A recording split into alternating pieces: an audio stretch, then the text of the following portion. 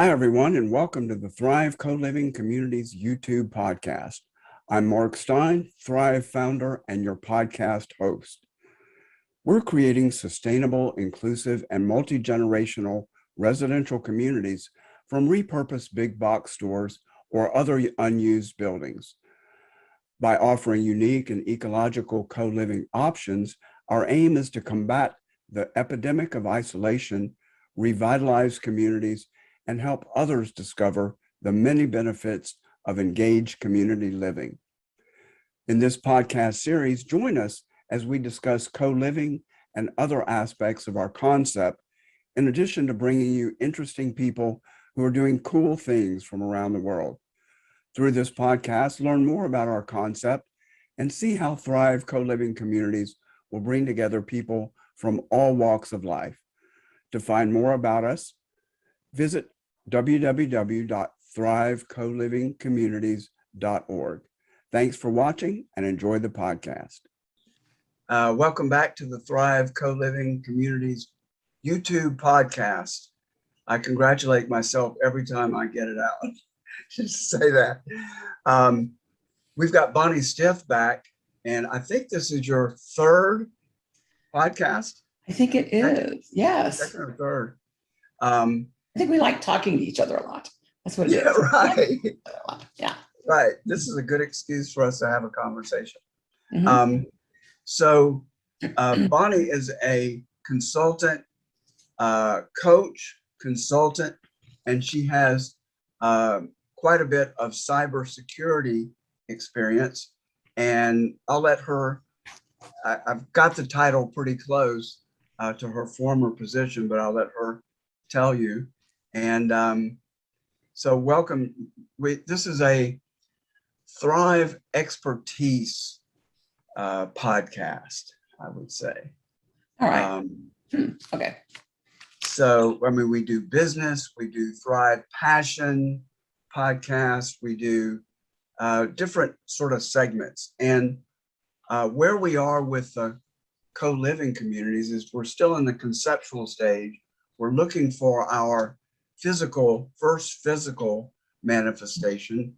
And several of us were talking and decided, why wait for the physical location to do what it is that we want to do, which is explore everything that might be of interest to us and have cool people that are doing neat things, have done neat things, have something to offer to share with us. So we're just doing what we're going to do when we have a physical building, and hopefully we'll have multiple locations, and we'll have virtual, some locations that are broadcasting and others that are receiving it. And so we're just doing what we're going to do.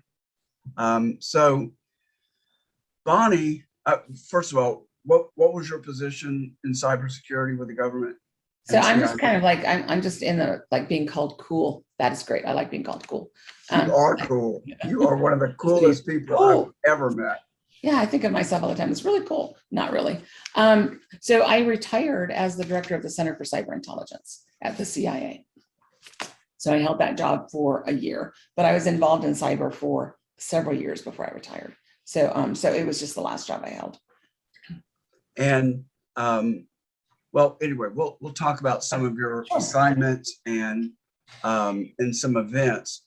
But one of the things that I really like about our discussions is that you have a way of seeing the world and seeing events that's, I think, is different from the way most people see events.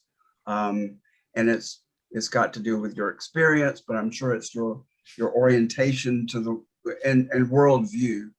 And I want to use that as the framework for us to have this discussion today. So share with us, how do you, when there's a new world event, and I'm sure you're always curious about everything that's going on in the world, probably more certain areas more than others. How do you put this way of thinking in context for us? and for this discussion? Yeah, so I think I tend to look at causal versus the event has a cause. There's something else that led to it. What a lot of, I think the CNN piece has been very much, it's an event, and it's as if it came out of nowhere. There's always this surprise, right? Look at what happened. Look at what happened. I think what actually is more interesting to me is what created it, that it showed up. And so years ago, and Paul Harvey was an old man when I was a kid, frankly, but there used to be this show and this newscaster called Paul. His name was Paul Harvey. And so he would give you the news and then he would say, okay, page 2. And so page 2 was always explaining what page 1 was about. And so here's the news, but let me tell you what really happened here with the news. And it wasn't just Paul Harvey's opinion, but it was some research that they'd done on what led up to that news moment. You're kind of seeing it right now played out with this Gabby Petito thing, with the basically this young lady who disappeared in Wyoming. The boyfriend shows up, he doesn't have her, as if somehow or other nobody's going to ask about her. Just shows up. She's not here, no answers. And nobody's going to ever say, like, so what happened to Gabby? Like, I don't know. Well, that's not a really good answer. Okay. She was traveling with you. Now you don't know. So it's really now you're starting to see the behind the scenes where there was a domestic issue. There's all these pictures that have showed up on social media of what was going on. People started to look at where their cell phone, where the signals were coming from, where the videos were coming from, their GPS coordinates. A lot of that is going to go into creating the story of what happened to Gabby. And now, there's this obsession with finding the boyfriend because clearly there's something there that he's not saying. There might be more, but there's something that he knows that only he knows. So it's what created this situation where this guy's off wandering in the Everglades or wherever. She's been found, dead. And then there was the domestic issue with the body camera. Then there's people turning up saying, hey, I saw them here. I saw him there. What are all the circumstances that led to the current event that we're dealing with right now? And I think that's the piece that intrigues me probably more than what's going on. It's what caused this to go on. Mm-hmm. Because I think that's where you start to learn, how do you stop it from happening again? Or if you start to see it again, how do you prepare for what's coming? Because I much prefer to be in the space of not reacting to, but being ready for. And I think a lot of what goes on with the way the news comes at us is it's looking for a quick reaction. And so it raises your anxiety levels because you're never really sure what happened. You just know something terrible happened. And then it's so spectacular that you don't have any chance at all to try to figure out, is this something that could have been prevented? If it happens, if we see these things again, is there a way to prevent it? And I guess that's maybe why it intrigues me so much to look at the causal. Mm-hmm. And the news cycle, especially now that we're in 24-hour news cycle, which we've been in for a while.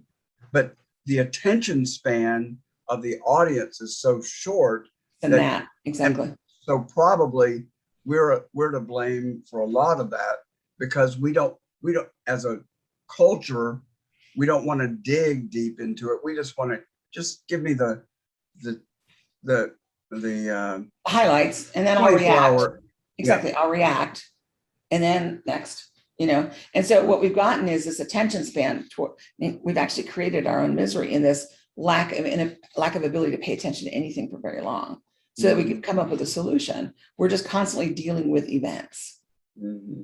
And so when you're constantly dealing with events, what does that do to you 24/7?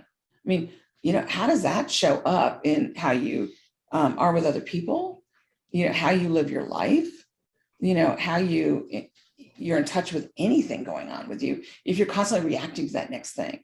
Mm-hmm. And then we're dealing with the surface. Absolutely. One point, I don't watch or listen to the news. I read it. I read as much as I can and have time to do, but I don't watch it or listen to it.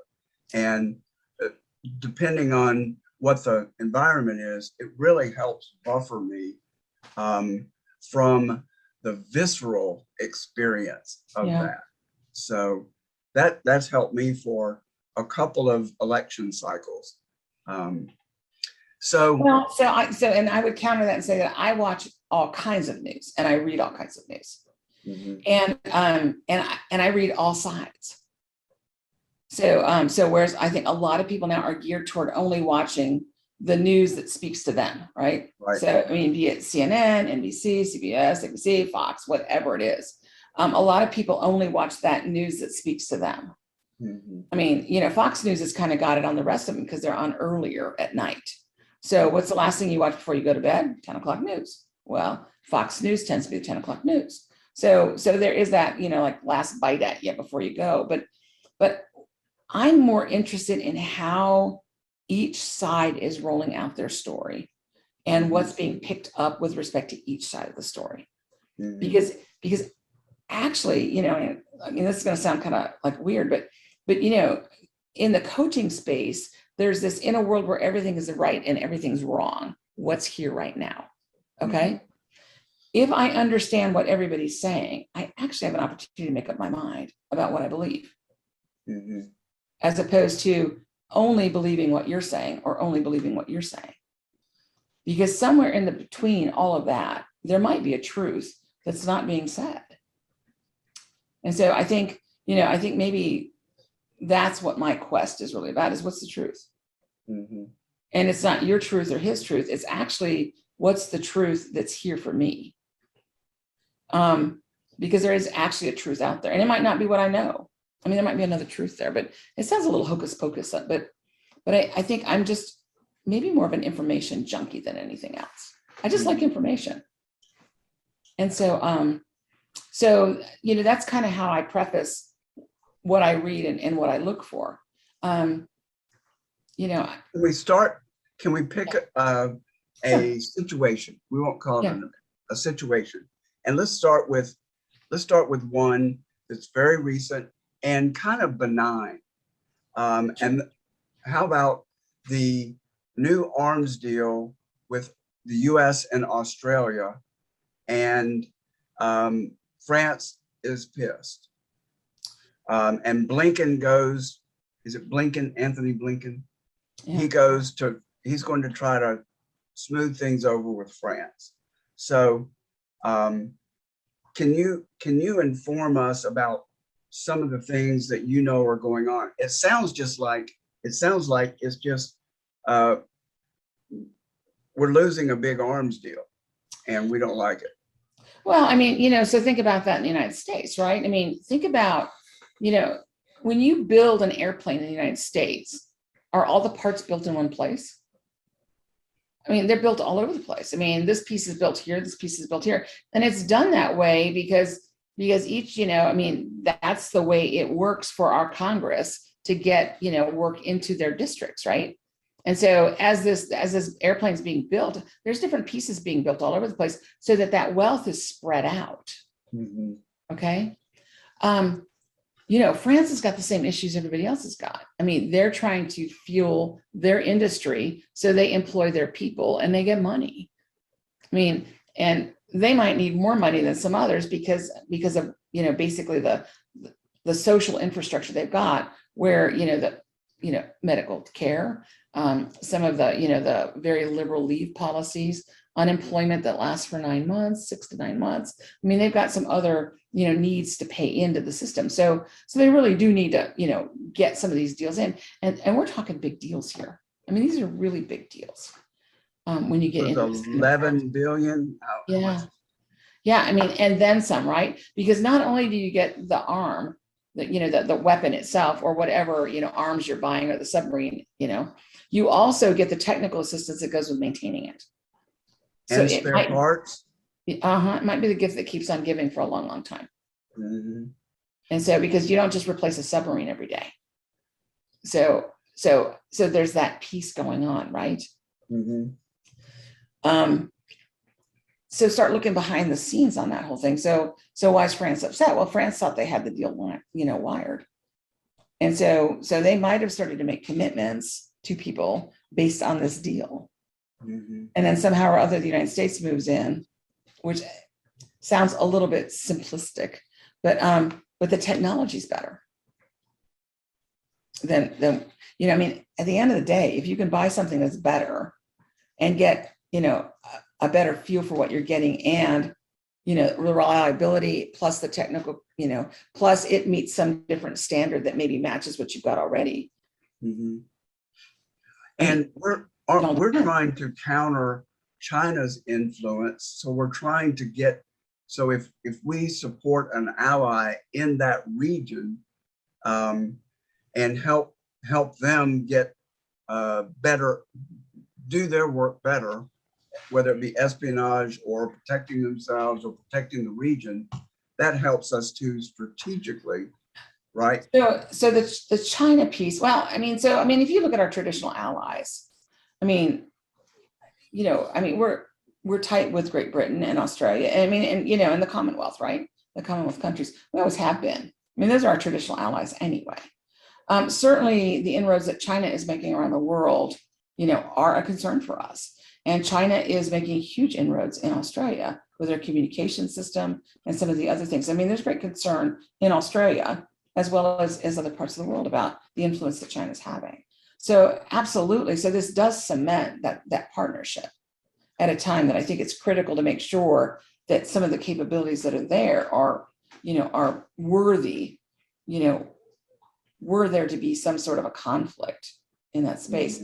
I mean, I'm at the point where I'm like, this idea of conflict has changed so much that that I think so much more of the conflict is happening in economic terms versus, really wartime terms. But there's a paranoia that we all have against each other. And cyber, all sorts of cyber things. That's the easiest way to attack somebody, isn't it? I don't think it's as easy as you think it is, but it takes a lot of preparation and it takes a lot of maintenance because, so here's the reality. I mean, so do you patch your computer every Tuesday when Apple releases their patches? Microsoft releases theirs too. So do you patch your computer every time they come up with an update? Okay, but you should, right? You should, because there's a reason they want you to patch it. All right. Right.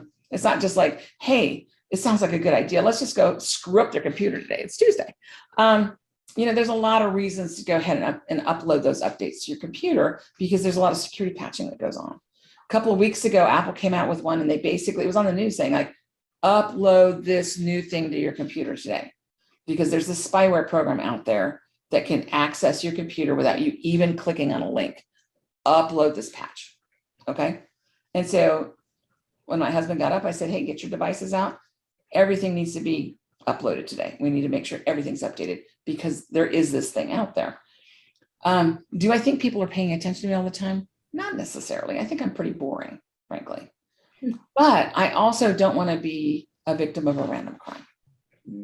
And so, in my world of cybersecurity, what I preach is be more difficult than the guy next to you. Don't be the easy target, make him the easy target. Do what you need to do to be the harder target. I think the cyber piece is a real concern for us, certainly, because the ability, yesterday Facebook went down. For some of us, it didn't make much difference. For others, it was a horrible day. There was an article this morning in the paper about WhatsApp is used around the world for communication. A lot of those people were not able to communicate. Some of them probably should have been communicating. That's not a bad thing either. So, but nonetheless, there are a lot of people that use these things for communication purposes. If they go down. And money. Well, I won't even get into the money, but it's just straight out communication. Think about, we have Dish TV or Direct TV. So, my favorite day of the year is when we get a thunderstorm through here, which is fairly common. And we get that thing that says, in rare instances, you might lose a signal. Well, it's not actually that rare, but it can be really irritating if there's like a football game on you wanted to watch, or if there's a debate going on you want to watch, or there's something like some news event that you're really paying attention to, and all of a sudden you have the rare instance where your TV goes out. It's pretty irritating, frankly. We're so reliant on this technology for everything that when it doesn't work, we actually kind of come to a stop. And Any so any ear to the ground information about this Facebook outage? this kind of stuff happens. I mean, that's what I would say is, I mean, expect it. And the bigger you get, the more likely it is, because it just happens. That said, I mean, everybody wants to look for that other thing that might have caused it. Could be anything. Could be anything, because they're updating too. And the bigger you get, the harder it is to update all of your systems. So, I mean, which is a big problem across the board with a lot of ransomware and other, basically malicious actors, targeting computers, is, there are systems that can't be updated because it's too expensive. And so they're running programs that are obsolete, that are still being maintained to some degree. I mean, look at some of these hospital systems that are out there. There's a lot of internet, basically accessing things that are going on in these hospitals, but they've got outdated programs, and the hospital might or might not know that they're still there, but they're still using that machinery, and that machinery can be used to create that kind of an event. But I'm not sure where we're going with this conversation, but at the end of the day, you really got to pay attention to that stuff. Cyber isn't as easy as you think it is. I mean, it's not like guys in pith helmets sitting there hacking back and forth. I mean, makes great Hollywood, but the reality is there's a lot of preparation and research and access, and then maintenance that has to go on, because people update their computers all the time. And so while you might have been able to access something, if they update it, it kicks you back out. You got to get back in. Yeah. So okay, before we leave Lincoln, we've also got this dilemma where we're trying to reassure our allies, Western European allies, that we're dependable. So here Blinken has to go over, and I mean, this is a really minor blip in the scheme of things, but unfortunately he's got some ties to France, so he's going to be able to gauze this thing over better than many. But anyway, so we're also trying to reassure them that we're a dependable ally. And any other thoughts about the bigger picture, the underlying picture behind this little? I mean, at some point there will be some. I mean, so economic espionage. The French have been committing economic espionage for years. I mean, I can remember, don't leave. Businessmen being told, don't leave your stuff in your hotel rooms. I mean, because the French were, they're as ambitious as any in making sure that they've got leading edge technology. There will be some sort of deal that's made. I mean, come on, really? The French are traditional allies of the United States. Their technology might not be as good in some areas, but in other areas, they've got very good technology. And so I suspect that there will be something else that happens in that space. Of course, we want to make sure that we shore up an ally. But at the end of the day, it's still about business and making sure that, I mean, are the French as interested in pushing back the Chinese as we are? I don't know. I mean, a lot of countries owe a lot of money to China. They've been financing us all. Part of their 500-year plan, I think, is to take us all down by essentially bankrupting us at some point. But we certainly have an appetite to spend. The money has to come from someplace. So are they as staunch in their anti-Chinese stance as the United States is? I don't know. I know Australia has got, well, the proximity, speaks to the bigger problem they've got right there. I mean, they're really close. So certainly, they've got more of I think, an urgent need to make sure that they've got equipment that they can rely on. And again, there's the language piece. I mean, we speak essentially the same language. That says a lot too. And the Commonwealth have been, our historic allies, except for like maybe the Revolution and the War of 1812. But nonetheless, the French came through for us in all of those. Yeah, I think there's a lot more going on behind the scenes than what appears. There's also a lot of effort to try and create division, okay? And by other adversaries. And so once this stuff gets publicized, everybody's got to run around and try and figure out how to put a smile on it. Mm-hmm. Were the French as upset as they're letting on? Maybe, maybe not. But once it became such a big deal in the media, they had to do something. Right. So there is that show that has to occur. that, that we're displeased, Blinken runs over there, there's another deal that gets made of some sort. And then everybody kind of like, they wait for the next news cycle to happen. So, everybody can go back to where they were before and just get on with it. So there is that show that must occur in that space as well. So when you were with the CIA, where were your major assignments? What parts of the world were you in? My focus for the early part of my career was Latin America.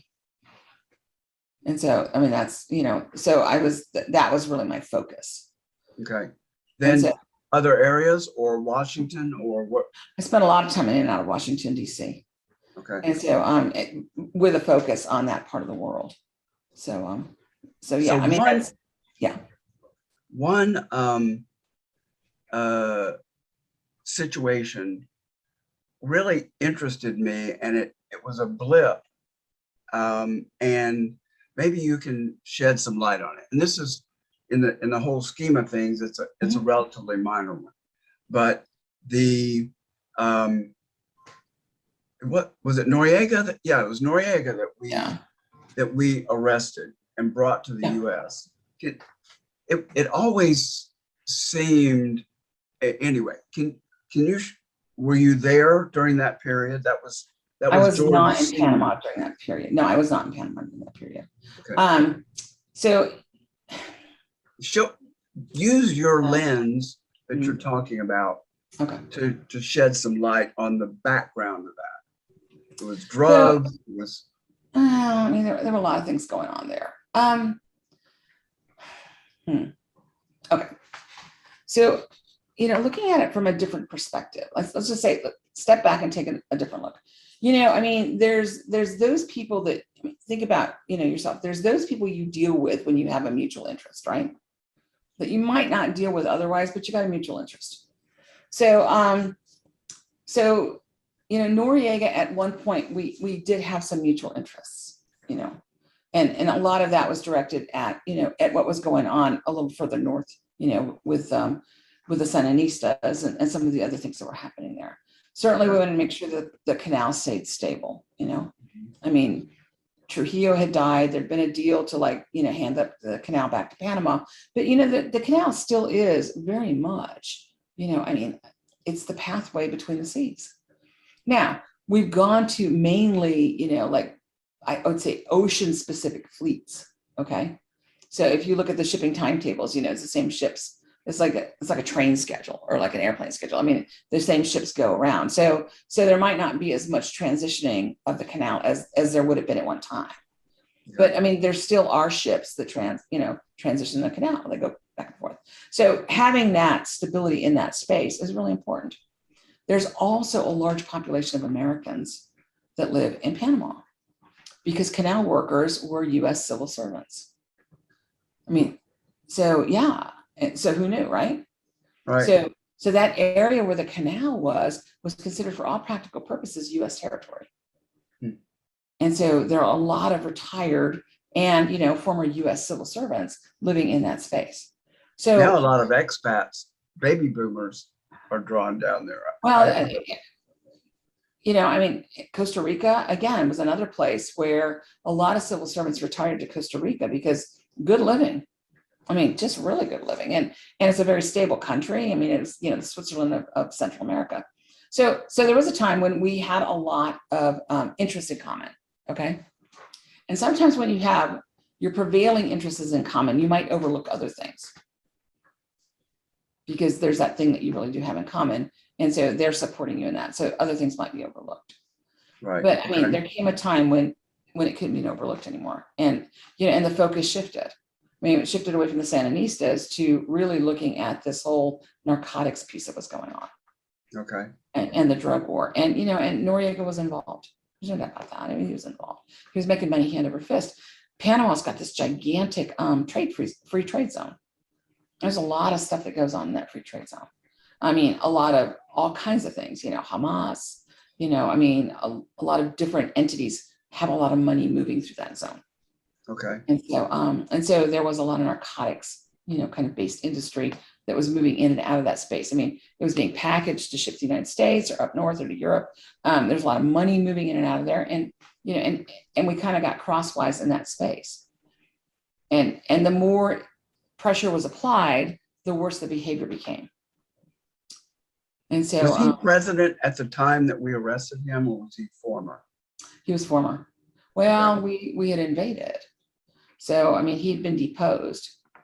You know, there was an election, and, you know, I mean, and if you recall, there was this great, you know, I think it was like Newsweek cover of Billy Ford, who was the elected vice president, you know, covered in blood from his bodyguard, who was, you know, was shot or beat up or something by the pro Noriega crowd. So I mean, that kind of exacerbated people's view of what was going on down there. And so of course, I think there was some servicemen shot. I mean, there was something that basically that was the trigger that occurred that, you know, that caused the invasion. So the United States, of course, Noriega, you know, holed up, if you remember, in the Holy See in the Vatican embassy until he was surrendered, and then taken to Miami. A lot of this is really vague to me. He was plucked up, and then is he still alive? Yeah, I think he got out. In fact, he was released. I might be wrong, but I seem to recall him being released. You know, the interesting thing about that is it's around that time. I mean, other places were offering him the opportunity to come there to their countries. I mean, there were other countries that stepped in and said, hey, listen, looks like it's getting really hot for you there. Come here. And why didn't he take it? I don't know. I'd have to ask him. I really, you know, I think there's that sense that they really won't do this. You know, I mean, you get into that space, and again, you know, if you're not reading the tea leaves right, it's like, they're not going to do that. And then something happens, and you know, the tipping point on stuff can be something you never expected it to be. But I seem to recall there was a serviceman shot, you know, off base. And I mean, so, you know, so you look at the average education of a lot of the police force down there, and the police and the military are interchangeable, or they were interchangeable at that time. Mm-hmm. I mean, you know, anything could happen, and, you know, greater motive would be laid over it, right? So, I mean, Noriega must have ordered this, you know, like 17-year-old with a gun to shoot that guy. And so like, let's invade. So, but at the end of the day, I mean, the goal was to put a democratically elected government into, because they've been elected. You know, the fact that Noriega didn't want them there, I was like, well, wait a minute here. And our traditional, again, ties to Panama, and this counter drug thing. There were a lot of things going on at the time that Noriega had to come out. He was in the way of stability, certainly. And so and I can see how he could think, you know, that he was pretty safe there. I mean, how many former presidents of countries have we plucked out and put in prison in the US? You know? Yeah, exactly. Well, I mean, the other part of it is just looking at it is like, you know, you get into that, like, why would they bother with me, right? It's like, you know, they're not going to bother with me. Wrong. You know, I mean, because remember, there's politics, and then there's politics, right? There's the other thing going on behind the scenes. I mean, you know, Guillermo Endara and Billy Ford, I mean, there was a movement afoot that, you know, that they needed to be, and they were democratically elected, they needed to be the president and the vice president. And so what had we been doing in Nicaragua all that time with respect to the Sandinistas? I mean, we wanted democratic elections in Nicaragua. We actually got democratic elections in Nicaragua. And then Ortega was elected. You know, but then as everything, the world turns, and, you know, and it'll turn again. And so, but they did get democratic elections in Nicaragua. Violeta Chamorro, you know, I mean, went into power. So then, you know, the focus turned to, you know, Panama. Or what about that Panama thing? And again, that canal zone was still, it was still an issue. And it's still, I would say to some degree is still an issue. Although there's a lot of trade, even if military isn't going through, there's got to be a lot of trade going through. There is a lot of trade going through there, but, you know, what I would say is that the U.S. rail system, I think, actually could compete with the canal. And it would probably be cheaper to rail it across country than it is to take a boat through the canal, because the charge in the canal is on water displacement. And so you have to have money in the Panama zone, canal zone account before they even give you a number to go through the canal. I mean, there's a lot of rules in place to get your boat across there. So okay, so you probably have, I'm sure you have your areas of interest, and that you really dig into, things that happen. Maybe you could take one of your areas of interest and run us through through this lens that you're talking about. Yeah. Any come to mind? Yeah, I mean, and again, not to sound like a conspiracy theorist, because that's really not what I am either. I'm just curious about why things happen. So, I mean, my mom called me here a while back, and she was, really curious about this Afghanistan. Like, what the heck is going on there? I mean, I'm not going to debate whether we should have pulled out or whether we should have stayed. That's really aside the issue. I mean, at the end of the day, it happened. Okay. But the what is going on with this space, with, all these people at the airport, and what are we doing? And why are these Afghanis, like, why are they everywhere? And like, why can't they just come here? And so, so I think it's always interesting to start off with the what's happening, right? So, I mean, if you look at it from the journalistic point of view, what's happening? Well, I mean, so let's take it from the simple point of view. Okay. We've got a lot of Afghanis that are, essentially refugees coming to the United States. They need to come to the United States. They cannot exist in Afghanistan under the Taliban, because they will be hunted down because they cooperated with the US. And even if they didn't cooperate with the United States, there'll probably be somebody fingering them to say they did. Because It's for hundreds whatever of reason, thousands, right? 300,000 to 500,000. I mean, we're talking a significant number. Absolutely. Okay. I mean, it's not, it's not an insignificant, amount of the population in Afghanistan. And so there was this question like, well, why didn't they fight harder? Well, who's they? I mean, that's the first question. Who's they? And well, the force that we invested so much time and effort in, we're actually laying our view on another country that has a completely different makeup. And it's not that I'm an expert in Afghanistan, but I do know that they certainly don't have, maybe the unity of like identity that the United States has in some respect. And we're not even unified in identity anymore. I mean, we've broken up into, kind of politics and different, spaces. We've kind of, disintegrated into like, kind of warring, clans. But Afghanistan, they call it like the northern tribes, and and the different like groups. There's family identities and there's historic identities that actually weren't unified in a country. They were nomadic. I mean, they claimed certain areas of ground, and then there was this big, the cartographers drew lines over the top of them and said, "Okay, now you're a country." And they're like, "We're not a country." So no, not that. So somehow or other, we had this idea that we were going to create this country out of tribes and clans, that really didn't associate or didn't identify with this larger entity that is Afghanistan. I mean, for geographic reasons and just for historic and family and, and identity reasons, they didn't identify with this larger thing that we were, considering a country. And so we were training them up, but we were training them to fight as a united force. Afghanistan's a really hard place to hold. And there's a lot of... Ask the Soviet Union, former Soviet Union. Ask the former Soviet Union. Ask the United States, okay? It's a hard place to hold. I mean, there's a lot of places that are pretty lawless, okay? And so this idea that somehow or other they were gonna stand and fight against these hordes that were coming in that were better armed by perhaps some of our historic adversaries in that region. And certainly were more motivated to come back in and take control again. And, and again, you're dealing with people that whoever's in power, you got to figure out who the winning guy is so that you maybe get to stay alive. So, so their alliances and maybe allegiances shift back and forth a little bit, depending on like what the biggest threat of the moment is. I mean, when people are in survival mode, That's a different place to be. So I think, so you look at the what's going on there. Well, what's going on, first of all, is there really isn't a country by definition, right?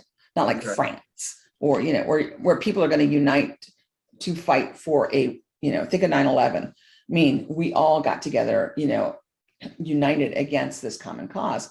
There was no common cause there for them to fight for, because they don't recognize a common allegiance.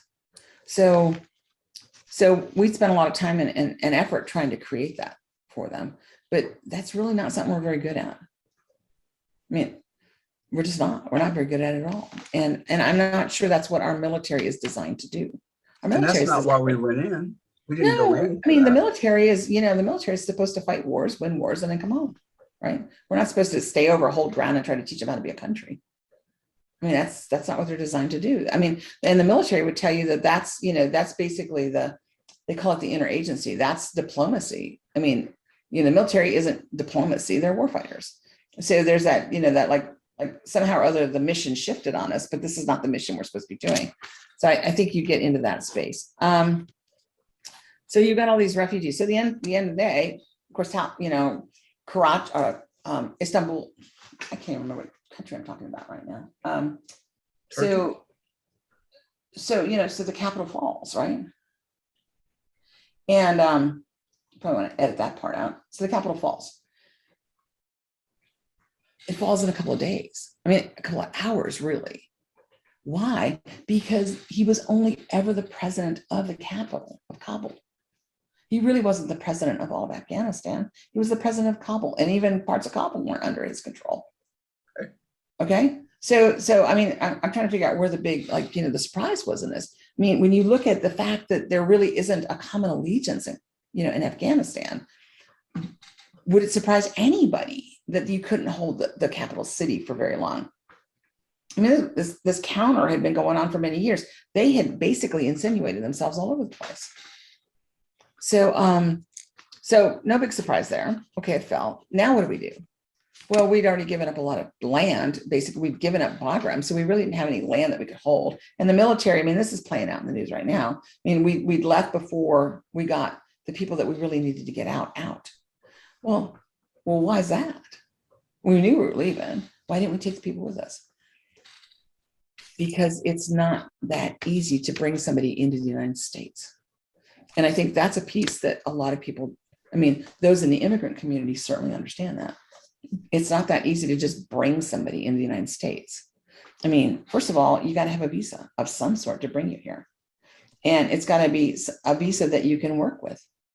And it's got to be a visa that, that gets you through immigration. I mean, you just can't walk in and say, I'm a refugee. And they go like, welcome. Good. Come on in. Let's put you to work. Give you a house.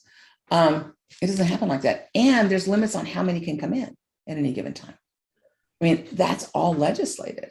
And so there needed to be some sort of legislation going on behind the scenes to start creating that space for us to do that too.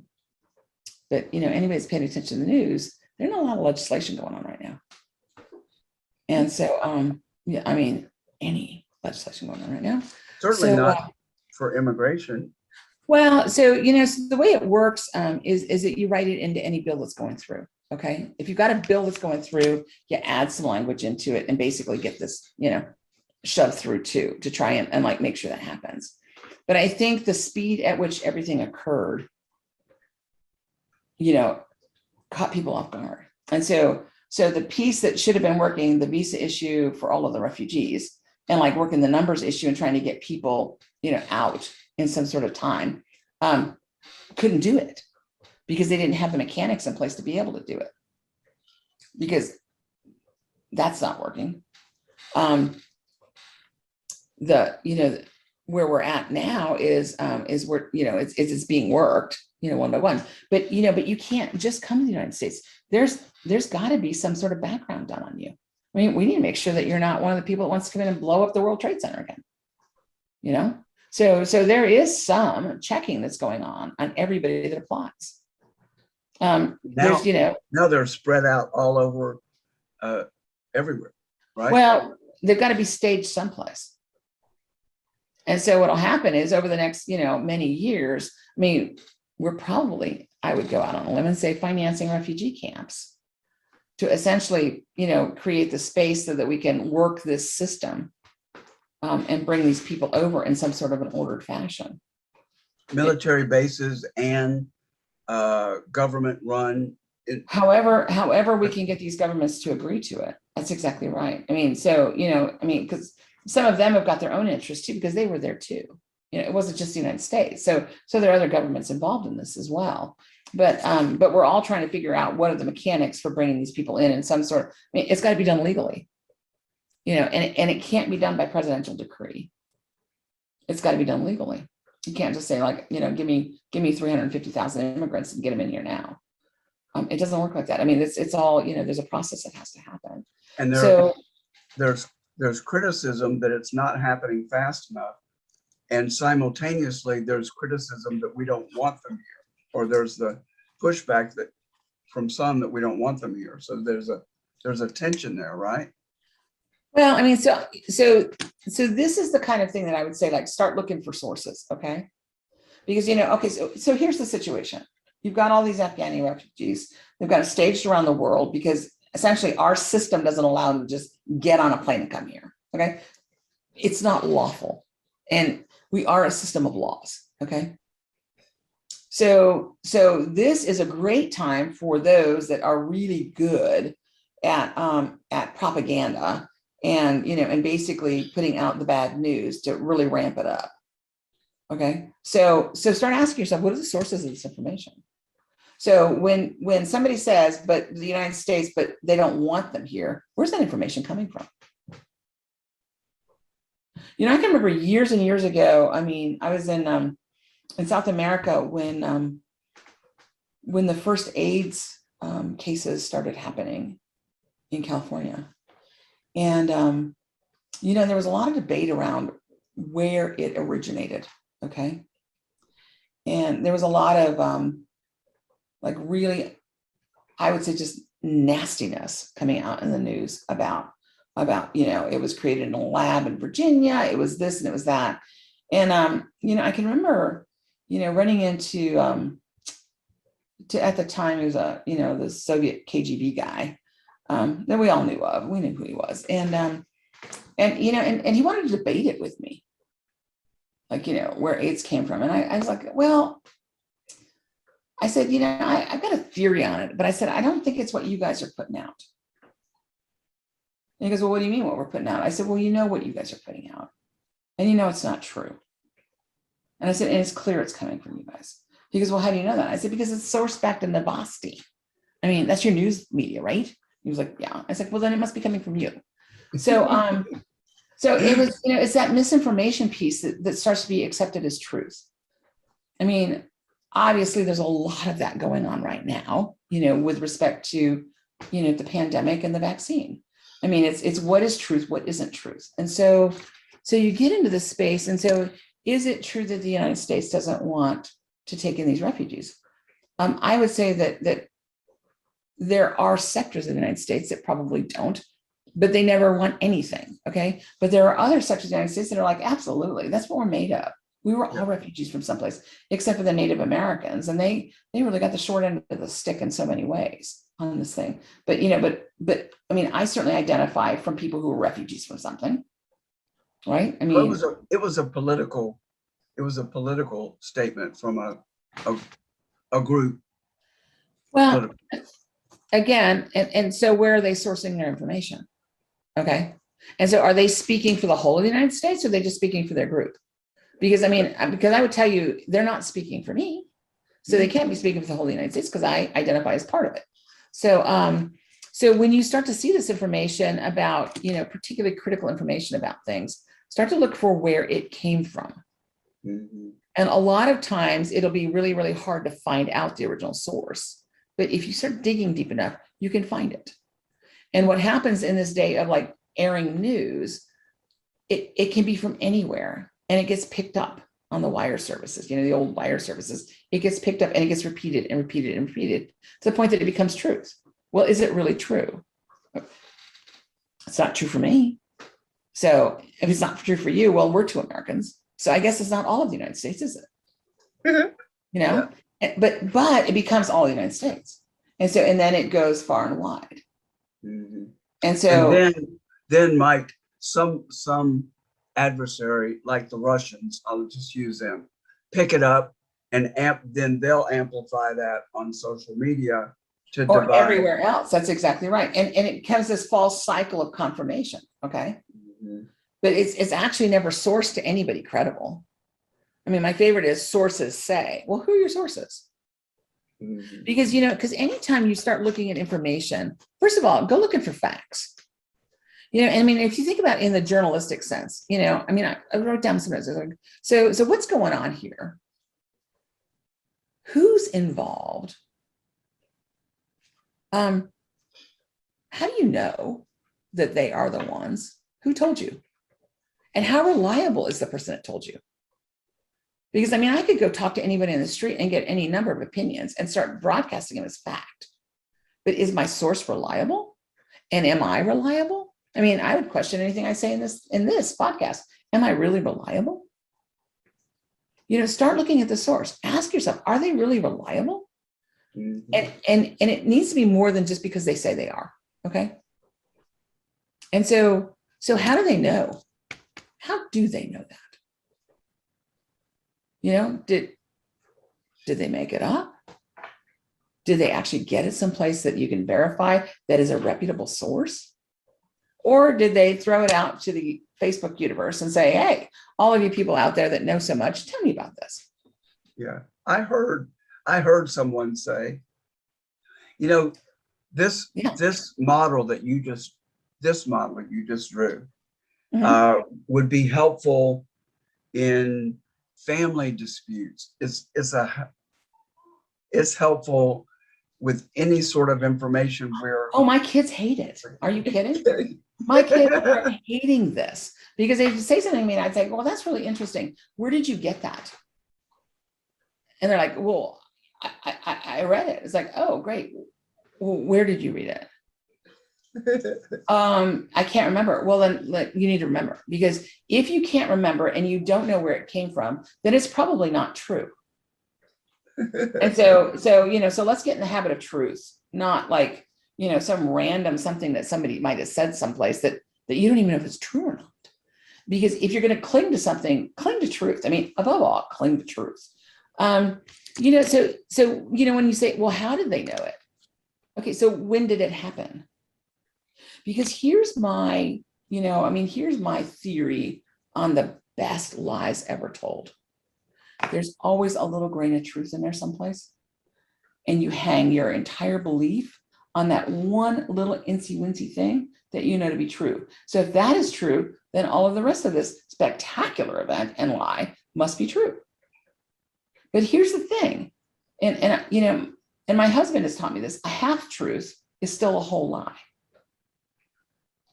If it's not 100% true, then it is a lie.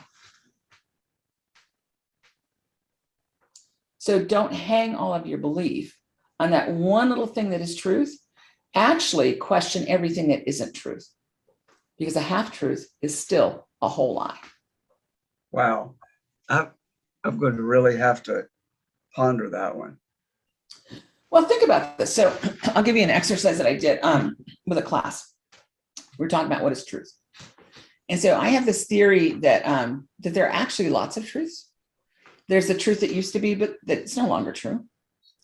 There's a truth that I've adopted as my truth that might not be the truth. And so there's a number of different truths. And so somebody said to me, like, well, can you give us an example of that? And I said, and there are about 25 people in this class. And I said, sure. I said, so strictly speaking, let's talk about the vaccine. I said, don't care if you're for or against. I said, totally neutral on the stance of the vaccine. But let's start throwing out truths about the vaccine. So we went on the class, truth, right? It will likely lessen the severity if you get COVID. Absolutely. Okay, great truth. It's recommended for everybody. Okay, it's great truth. It is, all of these truths that go on with the vaccine, right? It is approved by the FDA. True. It is, it has been developed very quickly. True. It is, you might get sick from it. True. And so all of these truths, right? And so somebody says, well, everybody should get it. True.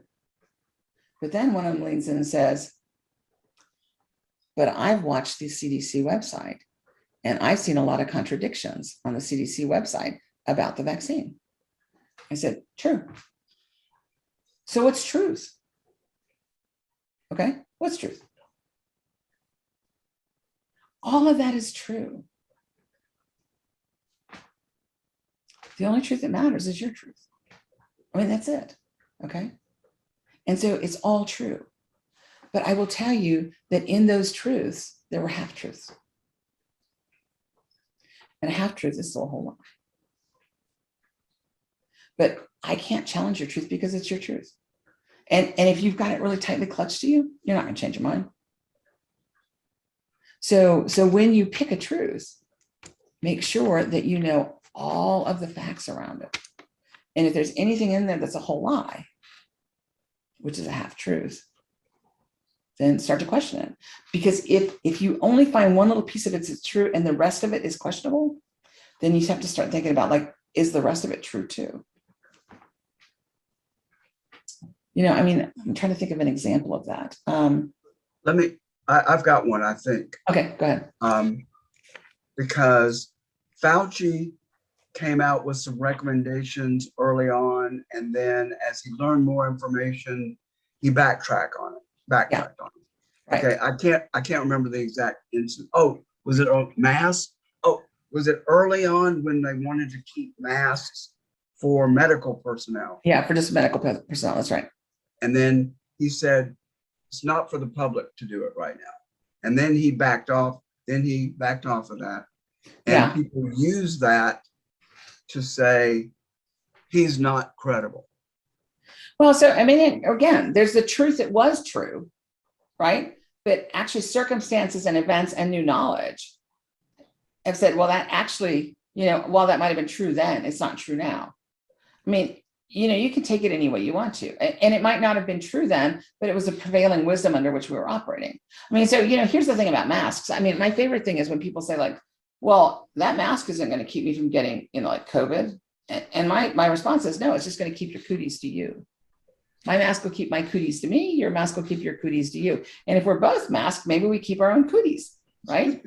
So there you go. So you're right. It's not going to keep you from getting COVID, but it might keep you from giving it to me. And so probably will reduce your chances because you're going to get fewer droplets. It might, right? It depends on how good a mask is, because it's like, wow, that mask, it's, because there's this debate over cloth masks versus medical masks. Listen, I don't want to get into that whole debate. I mean, at the end of the day, it's this backtracking and saying, well, if he's saying this now, then he was speaking an untruth then. Again, ask yourself, what was going, I mean, what were the circumstances? Remember what I said?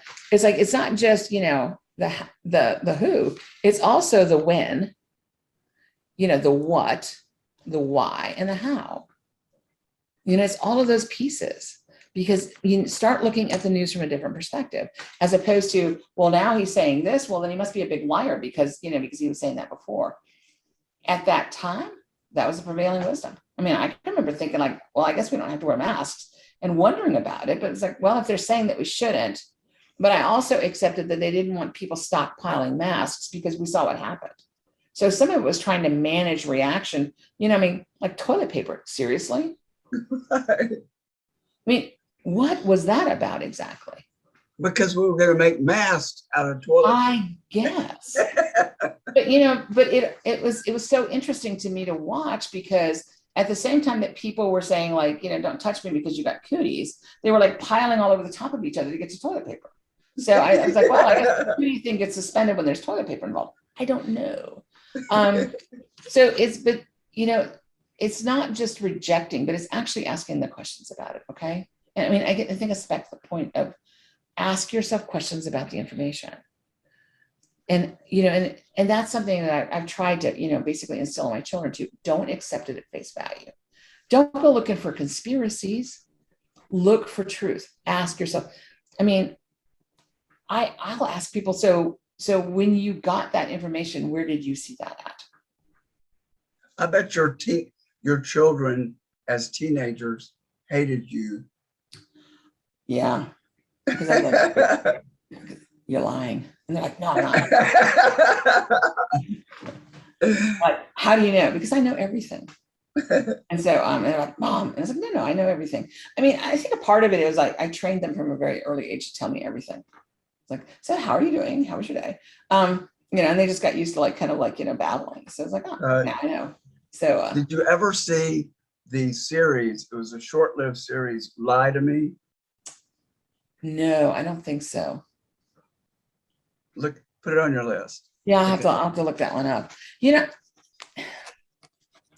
a guy that could tell if people were lying by different tells, and they take you through different situations, and he identifies what he's looking at as the tell. So I'd be curious to. Well, I mean, I think that's the quest for like the ultimate, like, like truth, serum kind of thing. There's a lot of attempts out there to get to it, but really good liars are still really good liars. Let's be honest. I mean, my kids have tells. I know that because I'm their mom. That's, I've watched them. I created this little monster. So I mean, that's part of it. But they still get one over on me fairly often. So I mean, they're adults now, so they figured me out too. But I worry. I mean, I will tell you, the thing that keeps me up at night a lot, Mark, is that people accept things at face value, that they don't go looking for more. And so it's just, and asking, somebody that put out on Facebook about like, are you going to vaccinate your teenager? Because like, what about, this infertility thing? And so, and it happened to be a family member. And I asked, I said, I'm really curious about where you got your information on it, causing infertility. And the response was, they didn't say it didn't. That's very thorough investigation, isn't it? Well, I mean, first of all, she threw it out to Facebook to ask. So I was like, right off the bat, I was like, okay. So, but that was the response. Well, they didn't say it didn't. And so my question then is, where are you getting your information from to begin with? Mm-hmm. And if they told you it didn't, would you actually believe them now? Because you've created a truth about it that you're holding to yourself. And you're just looking for people to confirm your truth. So, right? I think your rigorous investigation, and you're urging us to be rigorous in our investigation. I think that may be one of the most important things in this era, because we are so divided, and we are believing sort of like the enemy of our enemy is our friend. I think we're actually creating enemies everywhere because we don't know what to believe anymore. And so we gather together, kind of like if you remember Meerkat Manor, right? Meerkats huddle together for warmth and protection against adversaries. I mean, we're finding people that are like-minded so that we can huddle together, but we're like-minded in our acceptance of something that might not be wholly factual. Mm-hmm. Okay. And I don't even say truth. It might not be wholly factual. Okay. So that's a concern that I have, because we're actually starting to create our own little clans of people that are wanting to war against other people based on, I don't even know what anymore. I mean, how many people do you know that don't speak to family members anymore because they don't vaccinate? Or because they don't vote the way they vote? Right. Or because, somehow or other they've got a different idea than they do. I mean, when did it, aside from the Civil War era, when did it become that you would not, I mean, and of course we do it really nice that we unfriend you on Facebook, which is like, what is that exactly? But I mean, and it's not just young people, it's all ages that have created this idea that if you don't agree with me, then I can't be your friend, sister, brother, father, mother, blah, blah, blah, as opposed to, if we don't agree, I'm very curious about what maybe I don't know. Mm-hmm. Or or I how don't is it? Yeah, understand. how is it that Right? you think that way?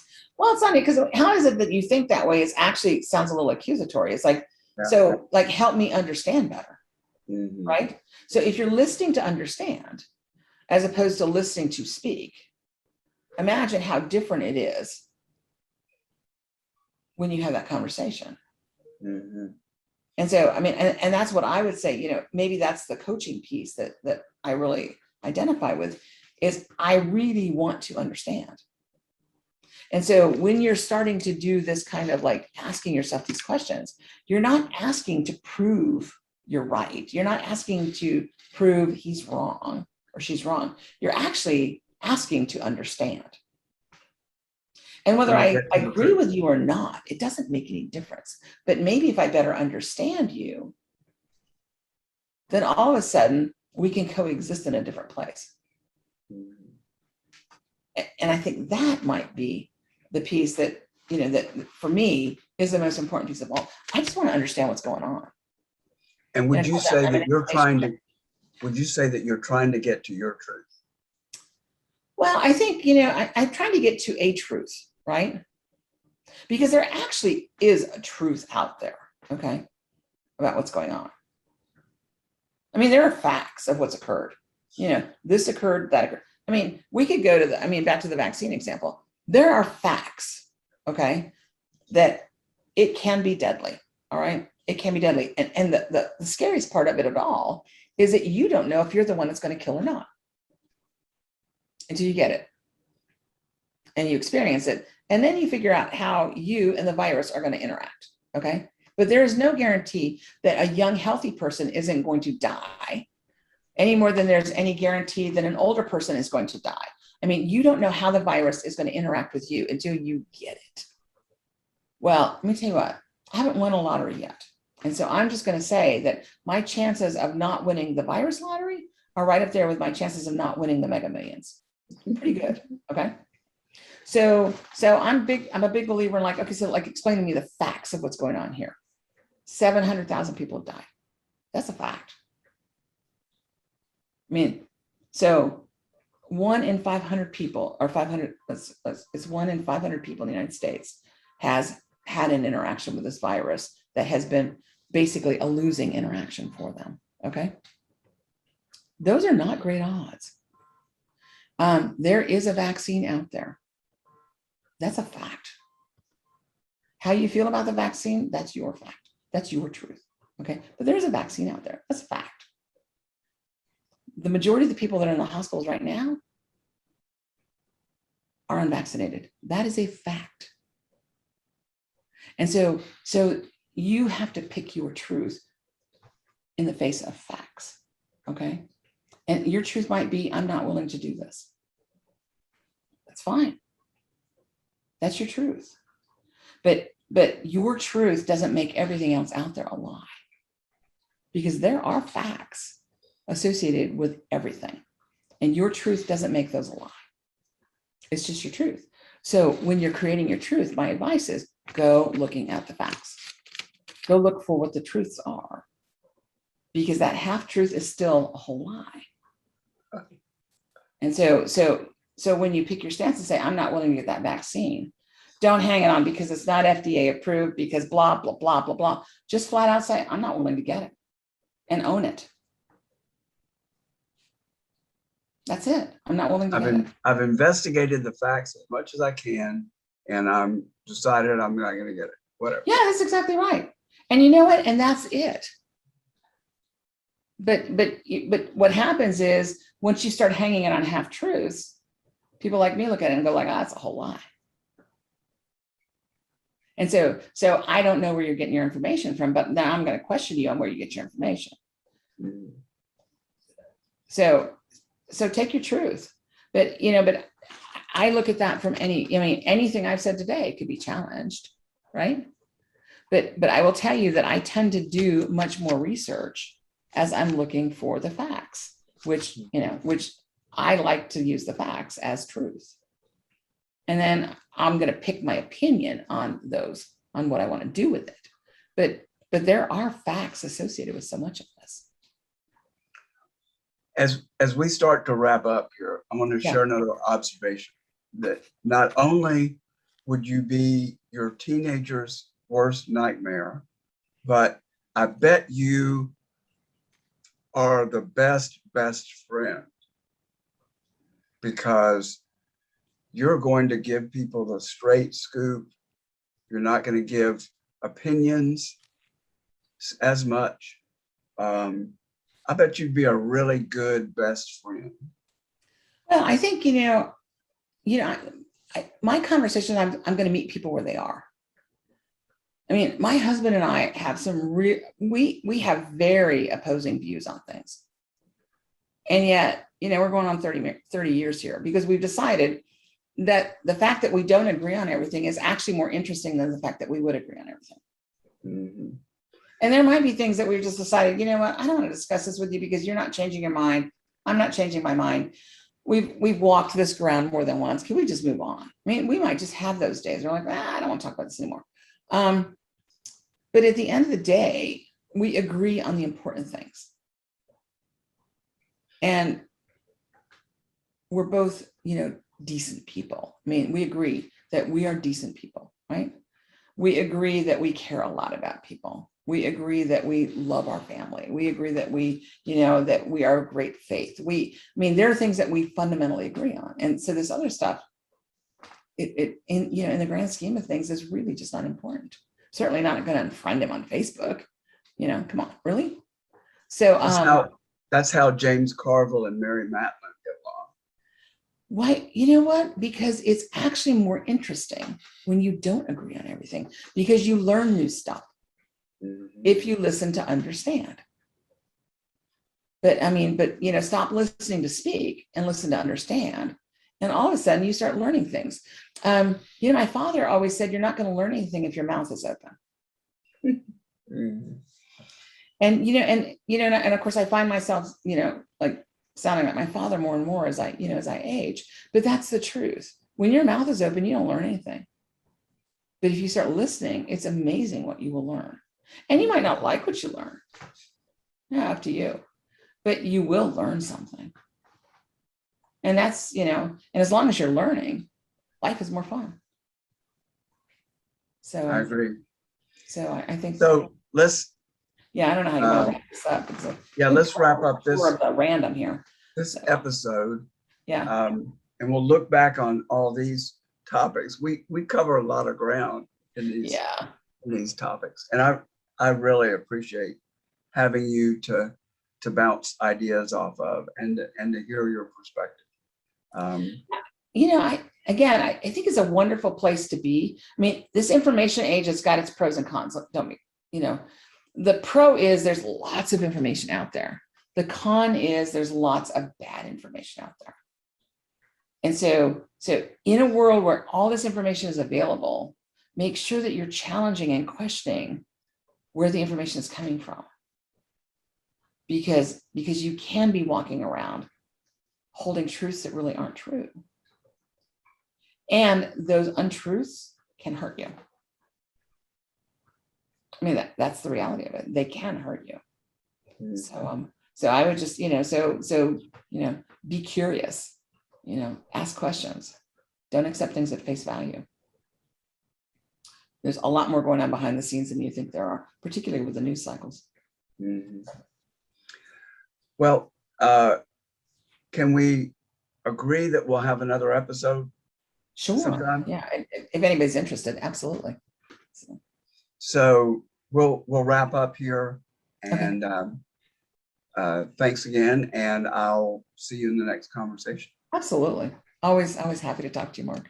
Thanks for joining us for another great episode of the Thrive Co-Living Communities YouTube podcast.